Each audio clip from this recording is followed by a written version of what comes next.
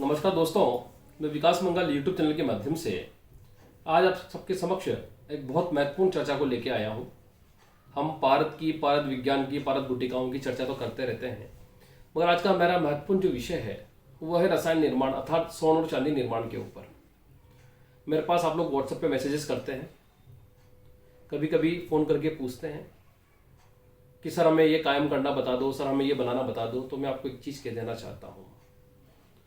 देखिए, ये विधा उन महान ऋषियों की विधा है जिसको उन्होंने संपूर्ण जगत के हित के लिए प्रकाशित किया, और पात्र के अनुसार ये विधा उसके पास चली गई, बिना मांगे, बिना कुछ किए। स्वर्ण निर्माण, रजत निर्माण आप पूछते हैं क्या हो सकता है?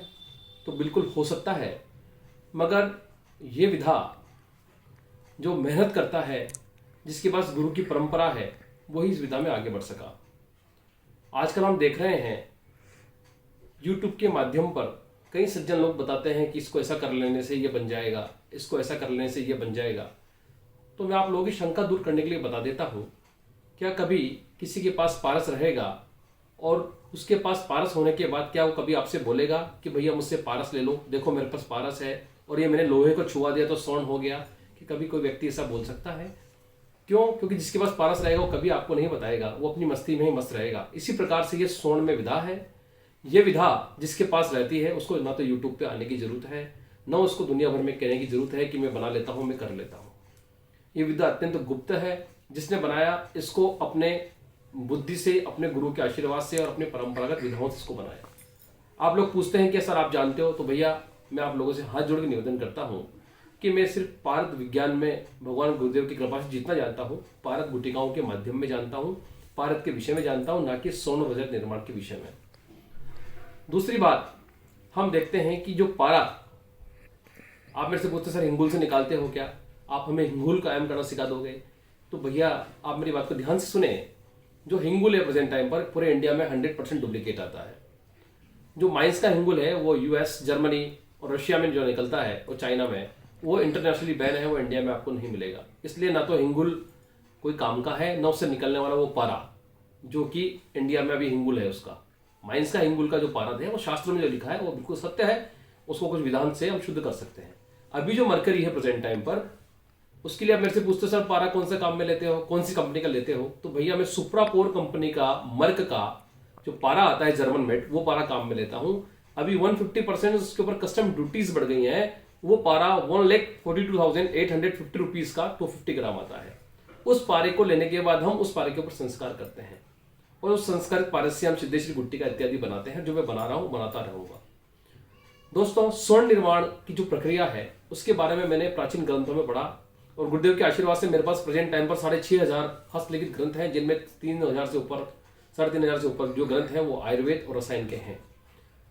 हमने उनके माध्यम में कई पढ़ा, कई चीजें पढ़ी, मगर प्रेजेंट टाइम पर जो द्रव्य है वो शुद्ध नहीं मिल पाते, और उनके ऊपर यदि हम समय अपना जाया करेंगे तो शायद हम अपने मार्ग से भटक जाएंगे।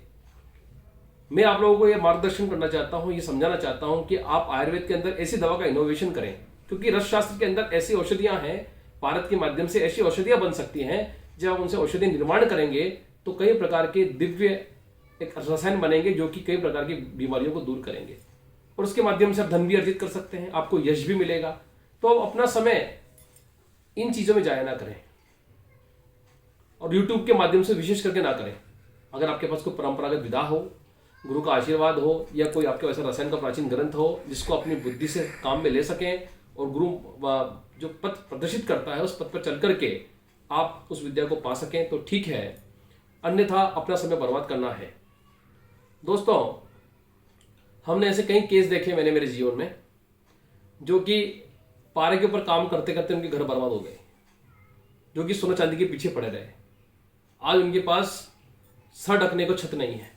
तो ये पारद ऐसा विज्ञान है कि जब तक भगवान शिव की कृपा ना हो तब तक व्यक्ति पारद से धन अर्जन नहीं कर सकता।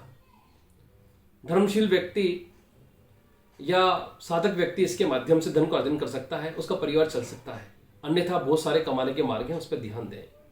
अब एक विशेष बात मैं आपसे कहना चाह रहा हूं, हमने सिद्धेश्वरी गुटिकाओं के लिए ऐसे विशेष प्रकार के पारे का निर्माण कर दिया है जो कि अपने आप एक दिव्य है। अभी मैं किन्हीं सज्जन की गुटिका बना रहा हूं, वो बहुत सिद्धेश्वरी से तो कहीं गुना हटके है, उसको तो हम विषय छोड़ देते हैं। मगर हम जो पारा भी और तैयार कर रहे हैं उनमें विभिन्न विभिन्न प्रकार की करीब मैंने 40 प्रकार की औषधियां अलग से उसमें उपयोग में ली हैं। और ये पारा सिद्धेश्वरी गुटिका को महासिद्धेश्वरी, रसवंती, महावती, महाआकर्षणीय गुटिका बनाने में अपना कार्य भूमिका निभा रही है। उसके रिजल्ट्स जब मिलते हैं और मिलेंगे बहुत दिव्य होंगे, क्योंकि जब 12 औषधियों के संयोग से बनी गुटिका ही अपने आप में दिव्य है, तो फिर बनने वाली गुटिकाओं में जिसमें 40 औषधि का संयोग हो, पन्नी की ध्रुति हो, अन्य रत्नों की ध्रुति हो, स्वर्ण का द्रावण हो, रजत का द्रावण हो, और कई प्रकार के विशेष जो तेल जो पाताल यंत्र के माध्यम से निकलते हैं उनका सार हो, तो गुटिका अपने आप में कितनी दिव्य होगी, ये विचारने का विषय है। तो दोस्तों, ये मैंने स्वर्ण निर्माण से संबंधित एक जानकारी आपको दी है कि आप इस विषय पर ना लगे, अपना कार्य पर ध्यान दें। और ये कायम करने से कुछ नहीं होने जाने वाला। कायम भी कर लेंगे तो उसमें चक्कर में पड़े रहेंगे। इसको कायम कर लिया, कलमीशोरा कर लिया कायम, तो सज्जीकार बाकी रह गया, संख्या कर लिया तो उससे फूटक बन गया। ये सब चीजें छोड़ दें। आप मेडिसिन की लाइन पकड़ें या अपना जो कार्य कर रहे हैं उसको करें। और ये यूट्यूब के माध्यम से आपको कोई स्वर्ण बनाना बताए, उस विषय में मैं कुछ जानता नहीं हूं। आप मेरे पास फोन ना करें इस विषय के अंदर, और आप मेरे से ये ना पूछें सर ये कैसे कायम होगा, इसको क्या करें, इसके बारे में ज्यादा जानकारी